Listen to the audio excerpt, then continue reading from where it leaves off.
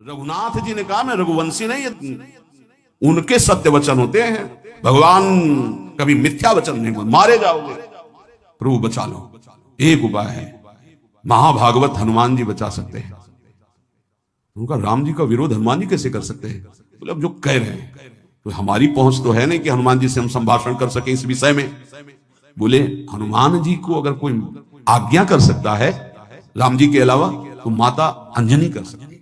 चलो हम तुम्हें मिलाते हैं। अंजनी माता जी से मिला, साष्टांग दंडवत रोते, मां रक्षा करो, बड़ी करुणा में। कहा कि बताओ क्या तुम्हें समस्या है?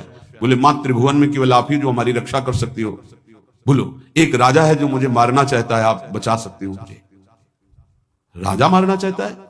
मेरा पुत्र महाबली महाभागवत हनुमान है, मैं आज्ञा करूंगी, कभी मेरी आज्ञा को उल्लंघन नहीं करेगा। जाओ मैं तुम्हारी रक्षा का व्रत लेती हूं। नारद जी मन में सोचे काम बन गया, हमारा काम बन गया, क्योंकि अब प्रकाश होगा भगवान के नाम का। हनुमान जी महाराज आए, बेटा आज्ञा कीजिए मां, मैंने इसकी रक्षा का व्रत लिया है। अभी तक ये नहीं पूछा था राजा कौन है मारने वाला, और मैंने कह दिया है ऐसा ऐसा। मां आपकी आज्ञा सिरोधार, त्रिभुवन में कोई ऐसा पैदा ही नहीं हुआ कि मेरी मां रक्षा का व्रत ले और उसे वो मार दे। कौन राजा है? तो हाथ जोड़कर कहा कि भगवान श्री राम। हनुमान जी एकदम सन्न रह गए, ये क्या स्वामी से ही कहा, मां आपने कौन सा व्रत ले लिया रक्षा का? मेरे प्रभु के खिलाफ मैं कैसे हो सकता हूं? मां ने कहा हमने तो वचन दे दिया। हनुमान जी ने कहा फिर बुद्धियों जितनी बुद्धियां हैं वो सब सरस्वती जी, सरस्वती भी जिनकी द्वारा प्रेरित हैं वो भगवान, और भगवान जिनकी बुद्धि में बैठे रहते हैं उनसे बड़ा बुद्धिमान कौन हो सकता है? इसीलिए परम ज्ञानी हैं श्री हनुमान जी महाराज। बुद्धि नाम अग्रगण्यम, जितने भी बुद्धिमान जन उनमें सबसे वरिष्ठ हैं, श्रेष्ठ हैं। हनुमान जी महाराज बोले चल तू एकांत चल। एकांत में ले गए और बैठ, थोड़ा ही समय रह गया संध्या का। अब तेरी श्वास में जहां भी रुकेगा नाम वहीं तेरा गला कटा, बिल्कुल पक्का। बस सीताराम सीताराम सीताराम, ये क्रम न टूटने पावे, तो ऐसा शुरू कर। अगर तेरे नाम में त्रुटि हुई, अंतराय पड़ा, उसी समय भगवान का अमोघ बाण काट सकता है, अन्यथा नहीं। तू चिंता मत कर, बैठ जा। अब वो बैठे, सीताराम सीताराम सीताराम। हनुमान जी महाराज करताल उठाए, आसपास नृत्य कर रहे। भगवान ने अमोघ बाण संधान किया। वो बाण आया और हनुमान जी जहां घूम रहे थे ऐसे परिक्रमा की, वापस चला गया। भगवान ने कहा आज तक ऐसा नहीं हुआ। अमोघ बाण मोघ कैसे हो गया? लक्ष्य को बेधे बिना वापस कैसे आ गया? दूसरा बाण भगवान ने संधान नहीं किया। है क्या? कौन है त्रिभुवन में ऐसा जिसको बाण बिना बेधे वापस चला गया? लक्ष्मण जी से कहा कि जहां प्रताप रुद्र वहां तुरंत जाइए और देखिए बात क्या है, उसके गले को क्यों नहीं अमोघ बाण ने छेदन किया। गए, सर्वज्ञ हैं। वहां जो स्थिति देखी तो हनुमान जी की आंखों में अश्रु चल रहे थे। नाम संकीर्तन घूम घूम के, और वो आंख मूंदे बस सीताराम सीताराम। परम प्रेमी लक्ष्मण जी भी तालियां बजाकर शुरू कर दिया, सीताराम सीताराम। राम जी ने विचार किया कि बाण तो वापस आ गया, लक्ष्मण जी वापस ही नहीं आए, सूचना ही नहीं। और विश्वामित्र जी कह रहे हैं तो आपने प्रण लिया था कि संध्या होते होते। भगवान ने कहा कि आप धैर्य धारण कीजिए गुरुदेव, मैं स्वयं जाता हूं। जब कहा कि मैं स्वयं जाता हूं तो बोले मैं भी स्वयं चलूंगा, देखूंगा तुम निर्णय क्या करते हो। पूरी ब्रह्म ऋषियों की समाज साथ में, नारद जी बीड़ा लिए आगे कि प्रभु हम भी देखेंगे, और सब कुछ रचा इनका है, बड़ा विचित्र खेल है इनका। महाराज जे ही गए तो देखा सीताराम सीताराम सीताराम। हनुमान जी महाराज सीताराम सीताराम कीर्तन कर, लक्ष्मण जी कीर्तन। भगवान ने कहा अब समझ में आया, जिसके गले में नाम निरंतर चल रहा है मेरा अमोघ बाण भी छेदन नहीं कर सकता। जो भगवान यहां कह रहे मेरा दिव्य सुदर्शन चक्र भी छेदन नहीं कर।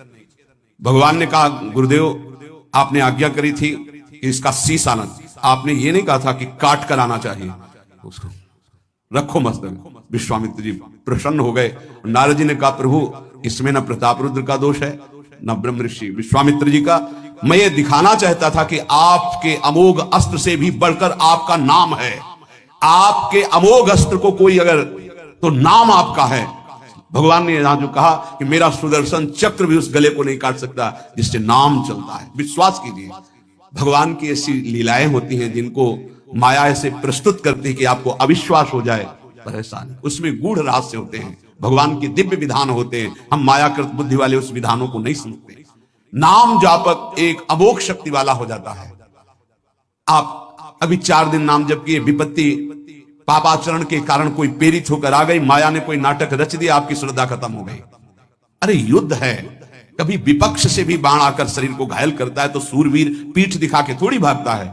ऐसे ही भजन के मार्ग में उतरा जाता है, चाहे जितनी विपत्तियां आए। अब नाम नहीं छूटेगा तो विपत्तियों का कोई प्रभाव आप पर नहीं पड़ेगा। हरि स्मृति सर्व विपत्ति मोक्ष, भगवान व्यास देव जी कह रहे हैं।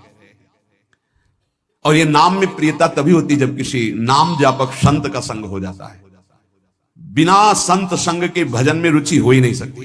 कहीं भी किसी का अगर नाम चल रहा है, संत संग से हो। जब वो नाम जापक स्वयं नाम का उपदेश करता है तो उपदेश के साथ एक शक्ति जाती है जिसे शक्तिपात कहते हैं। वो वचन से भी होता है, दृष्टि से भी होता है, स्पर्श से भी होता है और संकल्प से भी होता है। शक्ति जो नाम जप की है, नाम जापकों की शक्ति जब साधारण जीवों में जाती, ए तुम आज से नाम जप करो, तो क्या समझते हो? उसके साथ नाम जप की शक्ति जा रही है उसके पास। दृष्टि से देख लिया, मन से संकल्प कर दिया, वचन से बोल दिया, तभी नाम जप प्रारंभ हुआ। नहीं, पापाचरण करने वाला राधा नहीं बोल सकता। विश्वास कीजिए, पापवंत कर सहज स्वभाव, भजन मोर ते भाव न गाओ। संत जन भगवान के पार्षद हैं, अहेतु की कृपालु हैं, वो कृपा करते हैं तब नाम जप शुरू होता है। एक पति पत्नी में बहुत आसक्ति थी परस्पर, नाम जप ये सब तो आसक्ति के कारण कहीं गुंजाइश ही नहीं थी। जैसे साधारण कामासक्त दंपति, ऐसे एक बार एक संत भगवान वहां से तो देखा कि परिवार में बिल्कुल अश्रद्धा है संतों के प्रति, ना भगवान का भजन न धर्म। तो सामर्थ्य भजन से जो जितना करता है, ऐसे उनको देवर्षि नारद जी मिल गए। तो नारद जी से कहा, परम कृपाल हो, ये दंपति इस घर में रहते हैं, बहुत आसक्त हैं, क्या इनकी परस्पर आसक्ति हट सकती है और भजन हो सकता है? बोले तो ऐसे हो जाएगा, चुटकी बजाते। बोले इतना आपस में प्रेम करते हैं कि उनका मन ही नहीं हटा सकते आप। बोले आप 2-4 दिन में फिर कभी आना तो देखना, ये साष्टांग दंडवत करके आपको प्रसाद पवाएंगे, ऐसी इनके अंदर भक्ति आ जाएगी।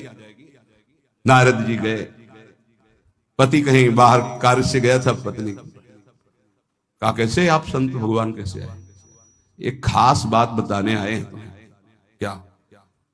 ये जो तुम्हारा पति था ना, ये पूर्व जन्म का नमक बटोरने वाला नोनिया था। बोले नहीं प्रभु ऐसा नहीं। बोले रात में जब सो रहा हो तो तुम उसकी त्वचा को चाट के देखना, बिल्कुल हमारी बात सत्य मिलेगी। तुम जो इतना प्यार करे वो तुम्हारे काबिल नहीं। ऐसा कैसे हो सकता है? पक्का। कहां खेत है तुम्हारा? जहां पति गए नारद जी। कैसे बाबा जी? बोले एक बात बताने आए, जिसको तुम पत्नी को बहुत प्यार करते हो ना, नागिन है पूजन। बोले आप कैसे कर? बोले हमें तिरका लग गया, हम जानते हैं। बोले अगर परीक्षा करनी हो तो रात में सोने का नाटक करना, देखना जबान निकाल के आगे। देवर्षि नारद जी ने अब वो कि बाबा जी बोल गए थे कि तो रात में वो सोने का नाटक, डर भयानक उसके सता रहा था कि नागिन है पास में। अब जब चाटने होगा जो ही जवाब निकाले तो समझ गए वो, और चिल्ला पड़े वापस। बड़ा तो दृष्टांत सागर का है ये। तो अब रात तो बहुत विघ्नकारी हो गई, आपस का प्रेम एकदम खत्म। सुबह देवर्षि नारद जी आए, बोले ये तो हमने आपके साथ विनोद किया था, वस्तुतः ये नागिन नहीं है, वस्तुतः ये ऐसा नहीं। हमें समझाने आए कि तुम दोनों का प्रेम ये नाशवान है, आज नहीं तो कल नष्ट हो जाएगा। जीवन की सार्थकता भगवान नाम जपने में है, भगवत आराधना में। नारद जी की कृपा से उनके हृदय में भक्ति जागृत हुई। अगर हमें संत ना मिले तो सच्ची कहते हैं भगवान के चरणों में या नाम में प्रीति हो ही नहीं सकती। बस केवल इतना लगता है कि नाना प्रकार की भोग सामग्री जो हम भोग रहे हैं, ये किसी को यही नहीं लगता कि यहां से छोड़ के जाना है। दूसरे को फूंक के आ रहे हैं और स्वयं को ये पता नहीं कि यहां से छोड़ के जाना, यहां से कुछ नहीं ले जाना। शाश्वत शांति की खोज के लिए अनंत जन्मों से भटक रहे हैं, वो केवल श्री भगवान में मिलती है। जो उपासक उठते बैठते चलते फिरते खाते पीते नाम जप करता है, खाते पीते नाम ले, चलते बैठे सोए सदा पवित्र यह नाम है, सदा उजाला तोय। जो नाम जपने के लिए जरूरी नहीं है कि आप पद्मासन लगा के बैठे, आप आसन में बैठे, नहीं। गृहस्थी धर्म में आप खेत जा रहे हैं नाम जप करते हुए, आप एक एक फावड़ा चला रहे हैं नाम जप करते हुए, क्या चला जाएगा? बड़ी सामर्थ्य नाम में, एक अमोघ सामर्थ्य नाम में। आप विश्वास कीजिए, एक नाम भी व्यर्थ नहीं जाएगा। अश्रद्धा से भी नाम उच्चारण कर लिया, भारी पड़ेगा यमराज के हिसाब में। मान लीजिए ये माया का ऐसा प्रभाव है जो आपको भजन में नहीं लगने दे रही। इसका कार्य है आपकी श्वासों को व्यर्थ करना। देख लीजिए, कोई दृश्य दिखा के, कोई भोग भोगा के, कोई बात के चिंतन में फंसा के, किसी क्रिया में लगा के, इसकी चाल है कि भजन ना होने देना। दो शक्तियां भगवान की ये प्रबल, एक माया शक्ति विस्मरण और भक्ति शक्ति स्मरण। ऐसी तो अनंत शक्तियां हैं, पर विशेष प्रभावशाली ये दो शक्तियां हैं भगवान की। एक है जिसकी शरण में जीव आ जाए तो भगवत स्मृति में तन्मय कर दे, समस्त दुखों का नाश करके, भक्ति। और एक माया शक्ति भगवान का विषय, कुछ खान पान दृश्य भोग क्रिया सब में भजन छुटाने की सामर्थ्य है माया के द्वारा। और भक्ति का जब प्रभाव चलता है तो एक एक कवल जा रहा है राधा राधा राधा, जल पी रहा है राधा राधा राधा, कार्य कर रहे राधा राधा, बड़ी सामर्थ्य। खाते पीते नाम ले, चलते बैठे सोए। यदि हम सोने जा रहे हैं तो मानो हमारा जैसे मरण के समय स्थिति ऐसी होनी चाहिए। पता नहीं जगे कि ना जगे, ये आखिरी रात हो, क्या पता। रात में सोते सोते दिल फेल हो जाए, इसका क्या पता। तो सोते समय एकदम एकाग्र राधा राधा राधा राधा। नाम ही ले जल पीजिए, नाम ही लेकर खा, नाम ही लेकर बैठिए, नाम ही ले चल राह। जब लग जागे नाम जपे, तन मन सू यह बीत, चरण दासियों कहत है, हरि बिनु और नमीत। अगर जल भी पान कर रहे हो, नाम जप करते हुए करो, तुम्हारी बुद्धि को शुद्ध करेगा। एक एक कवल भोजन पा रहे हो राधा राधा राधा, वो आध्यात्मिक बल प्रकट करेगा, विचार पवित्र करेगा, आचरण शुद्ध करेगा। नाम लेकर के बैठिए, नाम लेकर के चलिए, नाम लेकर के सोइए। जब लग श्वास है तब तक नाम जप करो। देखो, हरि नाम जैसा, भगवान नाम जैसा कोई मित्र नहीं है, ऐसा बड़े बड़े संतों ने अनुभव किया है। क्यों नाम जप? सदा चले चाल विपरीत, सील नहीं सहजो कहे, नैनन माही अनीति। गंदे नेत्र, जिधर देखे वो पापाचरण की वृत्ति देखता रहता है। वाणी गंदी, दूसरे की निंदा चुगली पाप करना। मति गंदी, काम, बहुत ही गंदा मलिन स्वभाव बन गया है। जिधर देखो, मंदिर जाओ, संत के समीप जाओ, बहुत सावधान। बड़ा बढ़िया सौभाग्य मिला है, बिना भगवान की कृपा के संयोग नहीं बनता। जैसे आप बैठे सुन, उस समय आप वो वस्तु ग्रहण करो जो कहीं नहीं मिल सकती, सत्संग। उस समय भी आपकी दृष्टि मलिन जा रही।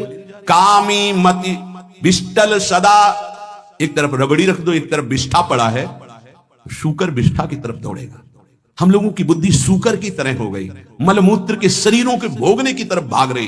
कौन सा इसमें परम सुख है? अरे इसी से हटने के लिए तो भगवान ने अवसर दिया, मानव देह, सत्संग दिया, शास्त्र स्वाध्याय, भगवत भाव में डूबने का अवसर। फिर भी वही गति। सदा रहे चित भंग ही, हृदय स्थिरता नाही। ऐसे लोगों का बड़ा चित्त चंचल होता है, हृदय स्थिर नहीं होता है। क्या करे? अगर ये भी नाम जप करने लगे तो सब शांत हो जाएगा, काम शांत हो जाएगा, मति पवित्र हो जाएगी। अगर हमारे हृदय में काम बसा रहा तो नाम नहीं चल पाएगा, नाम रुक जाएगा। हमें एक एक चीज पावन करनी इसी नाम से, वाणी, नेत्र, श्रवणेन्द्री, संपूर्ण शरीर, अंतःकरण, तब भगवत मिलन होता है। इसी शरीर को भगवान हृदय से लगाते, ध्यान रखना। जब भगवान प्रकट होते हैं तो ऐसा नहीं है कि वो भाव में केवल प्रकट होते हैं। जैसे हम आप देख रहे हैं, हम आप मिल रहे हैं, ऐसे भगवान अपने भक्तों को हृदय से लगाते हैं। सच्ची मानिए, वो यही हैं, हर समय पास हैं। जिस समय हमारी इंद्रियां पवित्र हो गई, शरीर पवित्र हो गया, हृदय पवित्र हो गया, भगवान करुणा करके प्रकाशित हो जाते, माया का पर्दा हट